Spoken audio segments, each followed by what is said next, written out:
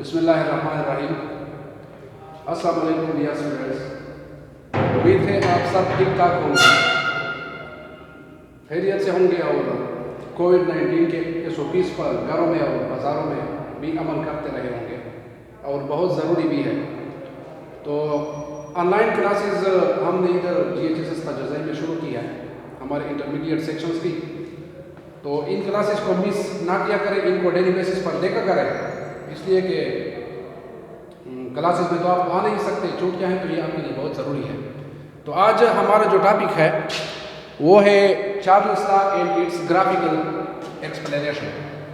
तो हमारा टॉपिक है Charles law and it's graphical explanation.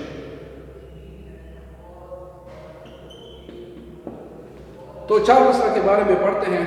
Charles एक साइंटिस्ट है, उसने तकरीबन 1787 में यानी 1787 में उसने गैसेस पर अपनी एक्सपेरिमेंटेशन की, गैस पर अपने तजुर्बात किए और उसने एक नतीजा अखज़ किया, एक कंक्लूजन उसने निकाली अपने तजुर्बात से, जिसको उसने एक स्टेटमेंट की सूरत में पेश किया। और उसका स्टेटमेंट यह है चार्ल्स लॉ के मुताबिक कि the volume of a fixed mass of gas is directly proportional to the absolute temperature at constant pressure. जिसकी स्टेटमेंट यह है, स्टेटमेंट चार्ल्स लॉ की स्टेटमेंट, ये चार्ल्स लॉ की स्टेटमेंट हम पढ़ते हैं कि the volume of a fixed mass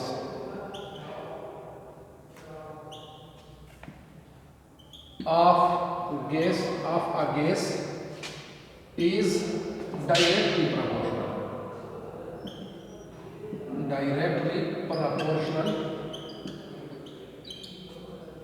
to the absolute temperature। Absolute temperature क्या है, इसके बारे में फिर इंशाल्लाह थोड़ी देर बाद अभी इसी टॉपिक में वजाहत होगी। तो is directly proportional to the absolute temperature at constant pressure P। यानी अगर हमारे पास कोई फिक्स अमाउंट का गैस है, 1 मोल है या 2 मोल है, उसको हम चेंज नहीं करेंगे, तो उसके लिए अगर हम प्रेशर भी कांस्टेंट है, उस पर 1 एटमॉस्फेयर है, 2 एटमॉस्फेयर है, जितना भी है, लेकिन चेंज नहीं होगा, कांस्टेंट प्रेशर होगा। तो उस दौरान अगर हम इसकी टेम्परेचर बढ़ाएंगे तो साथ में इस गैस का वॉल्यूम भी बढ़ता जाएगा। फॉर एग्जांपल हमारे पास एक सिलेंडर है, इस पे ये मूवेबल और फ्रिक्शनलेस पिस्टन फिक्स है, और थोड़ा सा बड़ा बना देते हैं। ये हमारे पास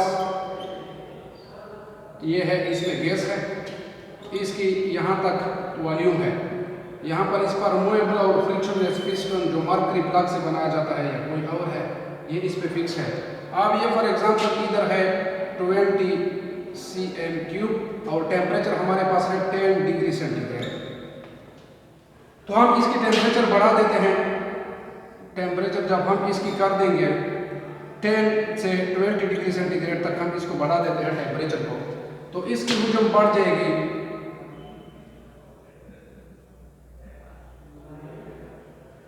40 क्यूबिक सेंटीमीटर तक। इसी तरह अगर हम इसकी टेम्परेचर मज़ीद बढ़ा दें, टेम्परेचर हम इसकी मज़ीद बढ़ा देते हैं, 25 कर देते हैं, 25 डिग्री सेंटीग्रेड कर देते हैं, 20 से 25 कर देते हैं, तो इसका हुजूम जो होगा, इसकी जो वॉल्यूम होगी इस गैस की, वो मज़ीद बढ़ जाएगी, पहुंच जाएगी तकरीबन कितने तक, 50 cm³ तक। तो उसने अपने ये एक्सपेरिमेंटेशन किया, उसने ये डेटा अखज़ किया। फिर उसने मैथमेटिकल सूरत में इसको इस तरह लिख दिया कि ये जो वॉल्यूम ऑफ अ गैस है, it is directly proportional with the absolute temperature. जब यहाँ से प्रेशर कांस्टेंट है, फॉर एग्जांपल 1 एटमॉस्फेयर है, इस पे भी इस पे भी ऊपर से 1 एटमॉस्फेयर प्रेशर है और इस पर भी ऊपर से 1 एटमॉस्फेयर प्रेशर है और ये मर्करी प्लग भी है। इसका प्रेशर और ये प्रेशर, इसका प्रेशर और ये प्रेशर, ये सब के लिए एक जैसा है, कांस्टेंट प्रेशर है। और गैस की जो अमाउंट है, मास भी कांस्टेंट है। जितनी गैस की अमाउंट इसमें है उतनी ही गैस उड़ रही है, यानी P और M ये दोनों कांस्टेंट है। P और M दोनों कांस्टेंट है, तो तब ये प्रोपोर्शनल है इसको इसके, यानी volume is directly proportional to temperature. या इसमें जब हम कांस्टेंट लगा देते हैं, जिसे चार्ल्स लॉ का कांस्टेंट कहते हैं, volume is equal to K into T। T जो है Charles law constant, Charles law constant है ये K जो है ये चार्ल्स लॉ कांस्टेंट है, तो इसके बराबर है। या इसको हम फिर यूं भी लिख सकते हैं कि V over T is equal to K। जो चार्ल्स लॉ की एक और स्टेटमेंट इससे हम कर सकते हैं कि वॉल्यूम टू टेम्परेचर की जो रेशियो होती है वो कांस्टेंट ही रहती है। वॉल्यूम टू टेम्परेचर कांस्टेंट रहती है। मतलब यह है कि जब हम प्रेशर बढ़ाते हैं तो साथ में जब हम टेम्परेचर बढ़ाते हैं तो टेम्परेचर के बढ़ाने के साथ या डिक्रीज करने के साथ, जब हम टेम्परेचर बढ़ाएंगे तो वॉल्यूम में इंक्रीज होगा, जब हम टेम्परेचर कम करेंगे, डिक्रीज करेंगे, तो वॉल्यूम में डिक्रीज आएगी। तो ये वॉल्यूम में जो इंक्रीज या डिक्रीज है टेम्परेचर के साथ, ये इस तरह होगी कि ये हमारे पास इनकी जो निस्बत होगी या V ओवर T होगी, ये हमेशा कांस्टेंट होगी। अब हम देखते हैं एक्सपेरिमेंटली इसकी V और T कर देते हैं। फॉर एग्जांपल ये V1 और T1 कर देते हैं, ये V1 और T1 कर देते हैं, ये V2 और T2 कर देते हैं, और ये V3 ओवर T3 कर देते हैं। अब इसमें डेटा पुट अप करते हैं। यहाँ पर वॉल्यूम है 20 ओवर टेम्परेचर है 10, तो इससे कितना आता है 2। ये हमारे पास इधर कितना है 40 वॉल्यूम है और ये कितना है 20, तो ये हमारे पास आता है कितना 2। और यहाँ पर हमारे पास वॉल्यूम कितना है 50 है और टेम्परेचर है 25, तो इससे भी आता है 2, यानी V/T is equal to K, जो चार्ल्स लॉ की एक और स्टेटमेंट है, जिसका मतलब यह है कि V1 over T1 is equal to V2 over T2 is equal to V3 over T3 is equal to K। ये चार्ल्स लॉ की एक और स्टेटमेंट है कि जब हम किसी कंटेनर में फिक्स्ड अमाउंट ऑफ गैस हो और उस पर प्रेशर भी कांस्टेंट हो, तो जब हम उसकी टेम्परेचर को इंक्रीज या डिक्रीज करते हैं तो उसके वॉल्यूम में इंक्रीज और डिक्रीज आती है, और वो उस तनासब से आती है कि इन दोनों का जो V/T होता है किसी भी दौरान वो कांस्टेंट ही रहता है। तो ये उसने एक्सपेरिमेंटेशन की। फिर इन एक्सपेरिमेंटेशन को उसने मजीद, ये आप अगर नोट करेंगे तो नोट कर लें या स्क्रीनशॉट लेते हैं, इसे स्क्रीनशॉट ले लें, फिर मैं इसको मिटाता हूँ। उम्मीद है आप इसको समझ गए होंगे। थोड़ा इससे आगे चलते हैं। फिर उसने इसको मजीद 1787 में उसने क्वांटिटेटिवली मजीद स्टडी किया। उसने मजीद इसको स्टडी किया क्वांटिटेटिवली, और तकरीबन 0 से लेकर 80 डिग्री सेंटीग्रेड तक उसने मुख्तलिफ गैसेस पर एक्सपेरिमेंटेशन की। हाइड्रोजन पे या नाइट्रोजन पे, ऑक्सीजन पे, जो भी गैसेस हैं, मुख्तलिफ गैसेस पर उसने 0 से लेकर 80 डिग्री सेंटीग्रेड तक अपनी एक्सपेरिमेंटेशन की। और उसने फिर ये नतीजा निकाला कि ये तो ठीक है कि हम जब टेम्परेचर इंक्रीज करते हैं या डिक्रीज करते हैं तो उसके साथ गैस की जो वॉल्यूम होती है वो इंक्रीज या डिक्रीज होती है, वो वॉल्यूम में इंक्रीज या डिक्रीज आती है। तो फिर उसने ये कहा कि ये इंक्रीज और डिक्रीज अगर हम एक डिग्री से कर लें तो उसके लिए उसने एक्सपेरिमेंटेशन की 80 डिग्री सेंटीग्रेड तक, और कंक्लूजन उसने ये निकाला कि जब हम किसी गैस की टेम्परेचर 1 डिग्री राइज करते हैं तो उसके वॉल्यूम में 1/273 चेंज आता है ऑफ इट्स ओरिजिनल वॉल्यूम। यानी जब हम टेम्परेचर 1 डिग्री इंक्रीज करेंगे तो उस कंटेनर में जो गैस होगी उसमें इंक्रीज आएगी 1/273। फॉर एग्जांपल, इधर हमारे पास ये एक कंटेनर है और इसमें हमारे पास गैस है जो है हमारे पास 10 cm3। इधर टेम्परेचर है 15 डिग्री सेंटीग्रेड, 15 डिग्री सेंटीग्रेड है। अब मैं ये टेम्परेचर कर देता हूँ 16, टेम्परेचर में कर देता हूँ 16 डिग्री सेंटीग्रेड। 15 से 16 डिग्री में टेम्परेचर कर देता हूँ, 1 डिग्री इजाफा कर देता हूँ। तो अब ये 10 नहीं रहेगा, ये 10 से बढ़ जाएगा ये वॉल्यूम। लेकिन कितना बढ़ेगा कि इस 10 के 273 हिस्से बना दे, 10 के 273 हिस्से बना दे, यानी 10 को डिवाइड करें 273 पर, तो ये एक हिस्सा जितना आता है वो इस वॉल्यूम में जमा कर लें, वो इस 10 में मजीद शामिल कर लें। यानी ये हमारे पास 10 ओरिजिनल है प्लस 1/273 ऑफ ओरिजिनल वॉल्यूम 10 है। और जितने डिग्री के लिए आपने किया है, तो यहाँ पर 1 degree temperature, 1 degree centigrade change आया है इसके लिए, तो इनको जब हम प्लस करेंगे तो ये न्यू वॉल्यूम इसकी होगी 1 डिग्री पर। इसी तरह 2 डिग्री के लिए करते हैं तो उसमें कितना इजाफा होगा जब ये 10 ml है। लेकिन अगर आप यूँ कंसीडर कर लें कि इसमें हमारे पास अगर गैस की हुजूम 273 ml होगी, गैस की हुजूम अगर हमारे पास 273 होगी, तो फिर उसकी 1 डिग्री के साथ इजाफा कितना होगा वो फिर समझना ज़्यादा आसान हो जाता है। 1 डिग्री टेम्परेचर के बढ़ाने के साथ 1 डिग्री एक उसमें ml इजाफा फॉर एग्जाम्पल होगा। फॉर एग्जाम्पल हमारे पास टेम्परेचर है, इधर से स्टार्ट करते हैं। टेम्परेचर हमारे पास इधर 0 डिग्री सेंटीग्रेड है। 0 डिग्री सेंटीग्रेड पर हमारे पास एक गैस है जिसकी वॉल्यूम है 273 ml for example, 273 ml 0 degree centigrade पे।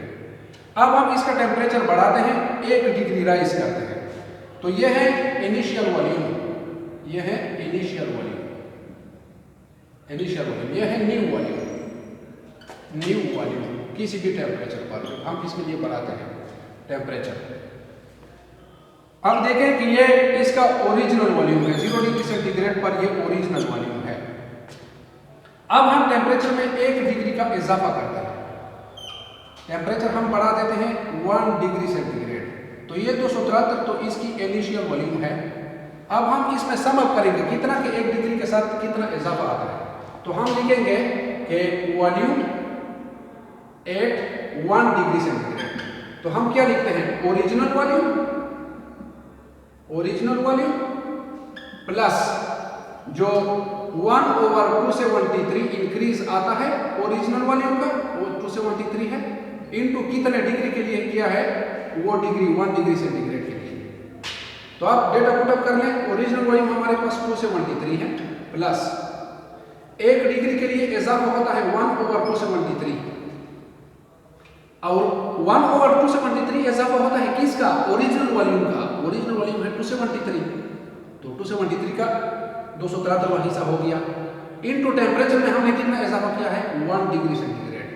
तो ये हमारे पास आ जाएगा 273, 273 खत्म, और ये प्लस 1 हो जाएगा, तो न्यू वॉल्यूम हमारे पास हो जाएगी 274 ml, 274 ml हो जाएगी। जाहिर है ना, 273 ml है ओरिजिनल वॉल्यूम, तो 1 डिग्री से 1/273 होगा, तो 273 का एक हिस्सा 273 हिस्सों पे डिवाइड करेंगे तो 1 ही आएगा, तो न्यू वॉल्यूम हमारे पास हो जाएगी एट 1 डिग्री सेंटीग्रेड 274। यानी न्यू वॉल्यूम हम लिखेंगे कि 273 plus 1 is equal to 274 ml। इसी तरह जब हम इसको कर देते हैं 2 डिग्रीज पर, तो टेम्परेचर हम बढ़ा देते हैं 2 डिग्री सेंटीग्रेड, तो 2 डिग्री सेंटीग्रेड जो बढ़ाएंगे तो 273 तो ओरिजिनल वॉल्यूम है, और उसी तरीके के मुताबिक new volume eight 2 degree centigrade हो जाएगी। ओरिजिनल वॉल्यूम 273 प्लस 1/273 इजाफा किसका, ओरिजिनल वॉल्यूम का, इनटू टेम्परेचर जितने डिग्री के लिए आपने किया हुआ है, एक के लिए 2 डिग्री के लिए, तो 2 डिग्री के लिए किया है, 2 डिग्री सेंटीग्रेड के लिए, तो ये खत्म। तो ये हमारे पास आ जाएगा 273 plus 2 is equal to 275 ml। तो 2 डिग्री पर हमारे पास आ जाएगी 273 ओरिजिनल वॉल्यूम है, और 2 ml मजीद इजाफा हो जाएगा 275 ml, 275 ml इसमें इजाफा हो जाएगा। 2 ml इजाफा हो गया। इसी तरह जब हम 3 डिग्री पे करते हैं, 4 डिग्री पे करते हैं, 5 पे करते हैं, हम चलते हैं 100 डिग्री तक, 100 डिग्री सेंटीग्रेड तक हम टेम्परेचर बढ़ाते हैं। तो अब 100 डिग्री जब हमने इजाफा किया ओरिजिनल, तो 0 डिग्री सेंटीग्रेड था वॉल्यूम की, इतनी हमने 100 तक इजाफा कर दिया, कितना उसमें इजाफा आएगा। तो इसी तरह new volume eight 100 degree centigrade, new volume eight 100 degree centigrade हो जाएगी। Original volume at 0 degree centigrade 273 plus 1/273 इजाफा हो गया किसका, ओरिजिनल वॉल्यूम का। 273 ओरिजिनल वॉल्यूम है 0 डिग्री सेंटीग्रेड पर, इनटू कितने टेम्परेचर के लिए आपने किया है, 100 डिग्री के लिए किया है। तो ये खत्म, और वो हो जाएगा 100। तो हमारे पास हो जाएगी 273 into 100 plus 100 is equal to 373 ml। ये हो जाएगी हमारे पास 100 डिग्री पर 273, ये है, ये 273 ओरिजिनल हो गया, 100 इजाफा हो गया, ये हो जाएगा 373 ml, 373 ml। इसी तरह जब हम कर देते हैं 273 डिग्री सेंटीग्रेड, 273 डिग्री सेंटीग्रेड तक हम बढ़ाते हैं, तो 273 पर इसकी ओरिजिनल वॉल्यूम तो 273 थी, इजाफा कितना होगा, इजाफा इसी तरह न्यू वॉल्यूम एट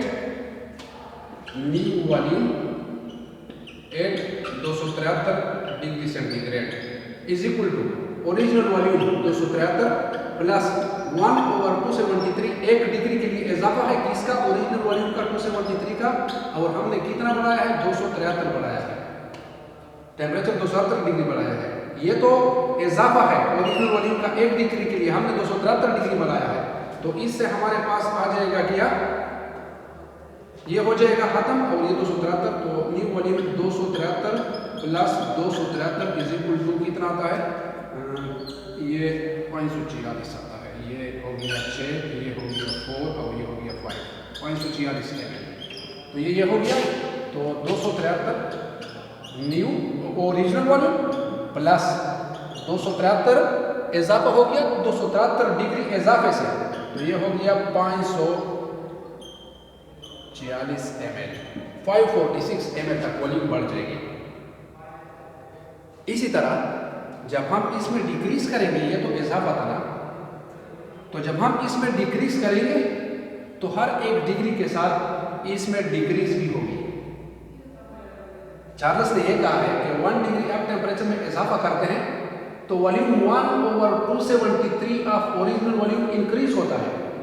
तो इसी तरह जब हम टेम्परेचर में 1 डिग्री डिक्रीज करेंगे तो वॉल्यूम में भी 1/273 ऑफ ओरिजिनल वॉल्यूम डिक्रीज होगी, उसमें भी कमी होगी। तो अब हम देखते हैं कि जब हम 1 डिग्री इजाफा कर रहे थे तो अभी -1 पे किस तरह होगा, तो -1 पे 1/273 कमी आएगी, तो अब किस तरह होगा, new volume eight -1 degree centigrade. तो -1 डिग्री सेंटीग्रेड पर अब हम इससे ये वॉल्यूम माइनस करेंगे, क्या करेंगे, माइनस करेंगे, यानी हमारे पास ओरिजिनल वॉल्यूम है 273 और इसमें कमी आ जाएगी। अब क्या आ जाएगी, कमी आ जाएगी, हम माइनस करेंगे, कितना कमी आएगी, 1/273 कमी आएगी किसकी, ओरिजिनल वॉल्यूम की, इनटू जो डिग्री है 1 डिग्री हम कम ही ला रहे हैं। अब माइनस इधर 1 डिग्री हम कम कर रहे हैं तो उसके लिए माइनस नहीं है, 1 डिग्री है, इधर माइनस मैंने लिखा है तो उसको हमने माइनस करना है ओरिजिनल से। तो 273 ये खत्म, और -1 हो जाएगा तो वॉल्यूम हो जाएगी 272।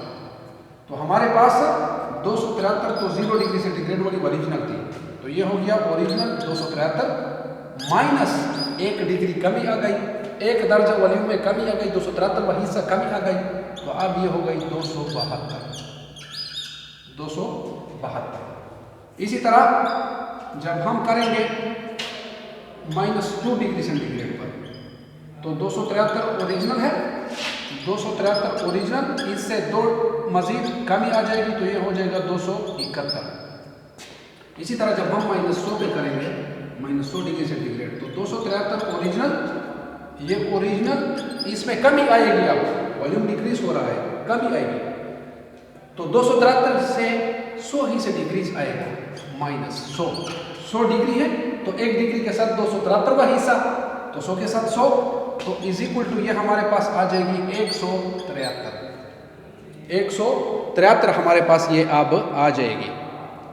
तो अब हम ये अगर -2 से 123 तक कर दें, -2 से 123 तक, जिस तरह 2 से 123 के साथ 2 से 123 इजाफा होता है, तो अब अगर हम -2 से 123 में जाएंगे तो 273 ही से वॉल्यूम डिक्रीज होगा।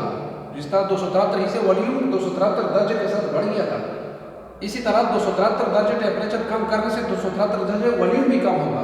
तो अब यहाँ पे जो वॉल्यूम होगी हमारे पास वो क्या होगी, वो हमारे पास अब आ जाएगी 273 ओरिजिनल थी, इधर 273 ओरिजिनल माइनस 273 उससे कम होगा ये वॉल्यूम, तो ये हमारे पास आ जाएगी न्यू वॉल्यूम 0। ये हमारे पास न्यू वॉल्यूम है, न्यू वॉल्यूम,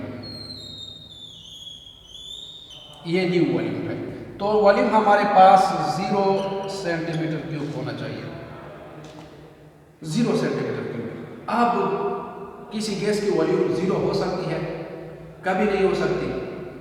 गैस तो खत्म हो जाती है लेकिन उससे तो लिक्विड बन जाती है, और मजीद अगर टेम्परेचर कम करेंगे तो फिर उससे सॉलिड बन जाती है।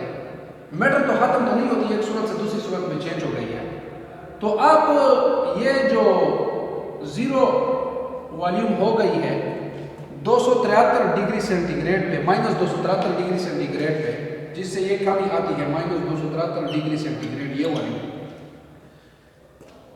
तो ये जो टेम्परेचर है -273 डिग्री सेंटीग्रेड, इसको कहते हैं एब्सोल्यूट 0।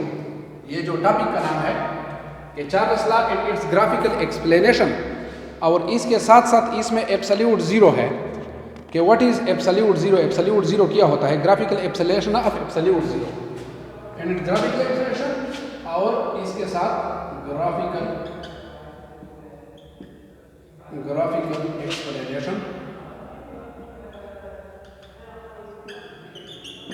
Of absolute 0, absolute 0। तो ये एब्सोल्यूट 0 है क्या, अभी इस पे आते हैं।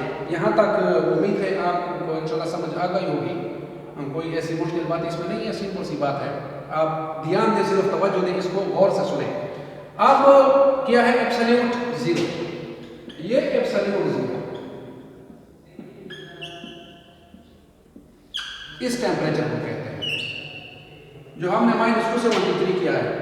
इतना कम टेम्परेचर अचीवेबल नहीं है, ये कभी अचीव नहीं हुआ है, ये हाइपोथेटिकल है। ये क्या है, हाइपोथेटिकल टेम्परेचर है कि जब हम ये टेम्परेचर अचीव करेंगे तो इस डेटा के मुताबिक जो चार्ल्स ने एक्सपेरिमेंटेशन की थी, गैस का वॉल्यूम 0 होना चाहिए, लेकिन गैस की वॉल्यूम 0 नहीं होती। इस टेम्परेचर के पहुंचने से पहले गैस लिक्विड में तब्दील हो जाती है, और फिर लिक्विड पर चार्ल्स लॉ या बॉयल लॉ ये तो अप्लाई नहीं होते। चार्ल्स लॉ है या बॉयल्स लॉ है या ग्राम्स लॉ है, ये सब तो अप्लाई होते हैं गैसेस पर, लिक्विड्स पर ये अप्लाई नहीं होते। तो ये जो टेम्परेचर है -2 से 123, इसको एब्सोल्यूट 0 कहते हैं। क्यों इसको एब्सोल्यूट 0 कहते हैं अभी बताता हूं। तो एब्सोल्यूट 0 की डेफिनेशन क्या है, the hypothetical temperature, the hypothetical farzi what temperature, the hypothetical temperature at which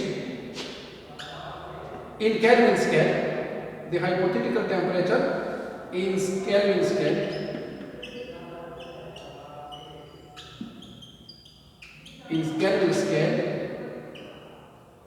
at which the volume of a gas becomes zero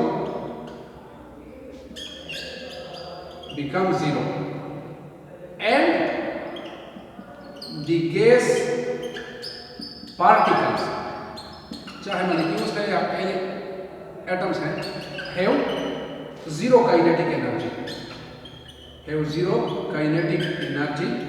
at this stage। तो इसको कहते हैं एब्सोल्यूट 0। एब्सोल्यूट 0 क्या है, एब्सोल्यूट 0 एक हाइपोथेटिकल टेम्परेचर है ये प्रैक्टिकली अचीवेबल नहीं है, ये प्रैक्टिकली अचीवेबल नहीं है। चार्ल्स ने तकरीबन 80 डिग्री सेंटीग्रेड तक एक्सपेरिमेंटेशन की, फिर 80 डिग्री सेंटीग्रेड तक जो डेटा उसके पास आया उसने उसको आगे बढ़ाते हुए 273 तक ले गया, और 273 तक ले जाने में यूं उसने समझा कि अब गैस की वॉल्यूम 0 होना चाहिए, लेकिन गैस तो प्रैक्टिकली वॉल्यूम 0 नहीं होती, वो माया में कन्वर्ट हो जाती है। तो इस टेम्परेचर के से पहले पहले गैस लिक्विड बन जाती है। तो अब एब्सोल्यूट 0 किस टेम्परेचर को कहते हैं कि वो है हाइपोथेटिकल टेम्परेचर केल्विन स्केल में, जिस पे किसी गैस का वॉल्यूम 0 होना चाहिए, उसको एब्सोल्यूट 0 कहते हैं। अब हम तो -273 डिग्री सेंटीग्रेड लिखे, -273 डिग्री सेंटीग्रेड लिखा है, उधर हम एब्सोल्यूट 0 लिखते हैं, तो ये -273 डिग्री सेंटीग्रेड, उधर एब्सोल्यूट 0 और केल्विन स्केल की बात आ रही है। तो अब हम देखते हैं कि ये सेंटीग्रेड और केल्विन में क्या मसला है। तो मैं ज़रा इसको मिटाता हूँ, आपने अगर नोट ना किया हो तो इसको स्क्रीनशॉट ले लें या नोट कर लेते हैं, उम्मीद है नोट किया होगा आप लोगों ने। तो मैं इसको मिटाता हूँ, आप थोड़ा सा उसको समझा देता हूँ।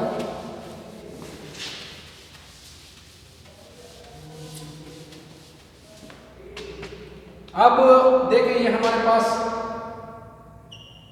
0 डिग्री सेंटीग्रेड है, ये यहां से शुरू होता है 100 डिग्री सेंटीग्रेड तक 0 तक जाता है। हमारे पास यह सेंटीग्रेड स्केल है, सेंटीग्रेड स्केल है हमारे पास केल्विन स्केल है,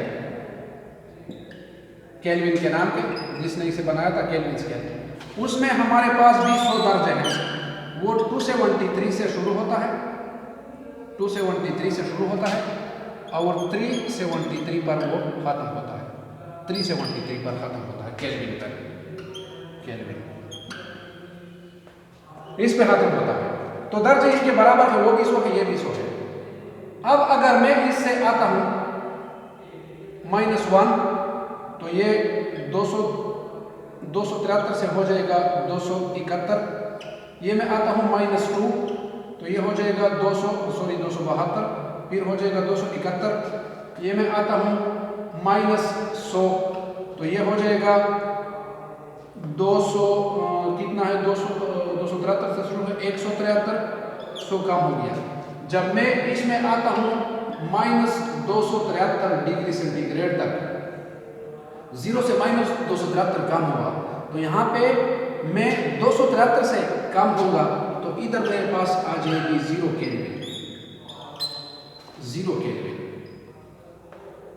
जो हमने अभी टेबल पे सब कुछ बनाया, जिसमें हमारे पास -273 डिग्री सेंटीग्रेड स्केल का जो टेम्परेचर है वो केल्विन स्केल में 0 केल्विन के बराबर है, which is the lowest possible temperature. Possible है लेकिन किसी ने अभी तक इश्यू नहीं किया। तो जब हम टेम्परेचर को इतना कम करेंगे, 0 केल्विन तक ले आएंगे, तो उस वक्त गैस का वॉल्यूम 0 होना चाहिए। तो इस 0 केल्विन को एब्सोल्यूट 0 कहते हैं। ये मुतलक 0 है जो लोवेस्ट पॉसिबल टेम्परेचर है केल्विन स्केल पे।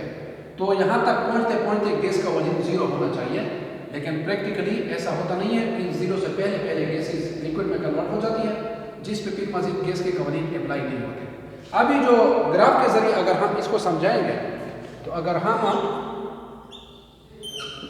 इस एक्स एक्सिस पर टेम्परेचर लें और इस एक्सिस पर हम वॉल्यूम लें, तो हमें पता है कि जब हम टेम्परेचर कम करते हैं तो साथ वॉल्यूम में भी कमी आती है। इधर फॉर एग्जांपल हमारे पास ये 200 है डिग्री सेंटीग्रेड है, फिर हमारे पास 100 डिग्री सेंटीग्रेड है, 100 डिग्री सेंटीग्रेड है, फिर हमारे पास टेम्परेचर है 0 डिग्री सेंटीग्रेड है, 0 डिग्री सेंटीग्रेड है, फिर 0 के पास टेम्परेचर है -100 है, -100 है, और फिर है -200, -200। इसको थोड़ा मजीद इधर कर लेते हैं ताकि समझने में आसानी हो। यहाँ तक इस साइड पर हमारे पास वॉल्यूम है। अब जब 200 है हमारे पास टेम्परेचर, तो 200 टेम्परेचर पर गैस का एक खास वॉल्यूम होता है जो इधर है। फॉर एग्जांपल जो भी है वैल्यू इस साइड पे भी 30, 40, 20, 10, तो यहाँ पर है 10, यहाँ पर है 20, यहाँ पर है 30, यहाँ पर है 40, जाए। तो 200 पर फॉर एग्जांपल हमारे पास ये वैल्यू है 40, तो ये इधर 200 पर हमारे पास इधर आ गया। एक गैस के लिए काम करते हैं, कोई हाइड्रोजन है हमारे पास, नाइट्रोजन है, जो भी गैस है, फिर हम इधर 100 कर देते हैं तो हमारे पास इसका हुजम आ जाता है यहाँ पर। ये हम 0 कर लेते हैं तो ये यहाँ पर आता है। तो ये ग्राफ आते आते आते इस तरह आता है। फिर एक टेम्परेचर पर जब ये पहुंच जाता है तो फिर हमारे पास मजीद ये वैल्यूज नहीं आती। ये वैल्यूज तो एक खास टेम्परेचर तक आती है जब गैस होता है, जब वो लिक्विड बन जाता है तो फिर वो नहीं अचीवेबल नहीं होती। तो अगर हम उसको मजीद उसी तरह कि जिस तरह 1 डिग्री के साथ 1/273 ओरिजिनल वॉल्यूम का इंक्रीज या डिक्रीज हो रहा था, उसी लिहाज से अगर हम इस ग्राफ को एक्सट्रापोलेट करें, एक्सट्रापोलेट एक लफ्ज़ इधर इस्तेमाल हुआ है, एक्सट्रापोलेट का मतलब है सिंपल टू एक्सटेंड। यहां तक हमारे पास एक्चुअल वैल्यूज आ गई हैं। अब एक्चुअल वैल्यूज के बाद अगर हम उसी निस्बत से इसको बढ़ाएं, अब हमारे पास वैल्यू नहीं है लेकिन प्रीवियस डेटा की बुनियाद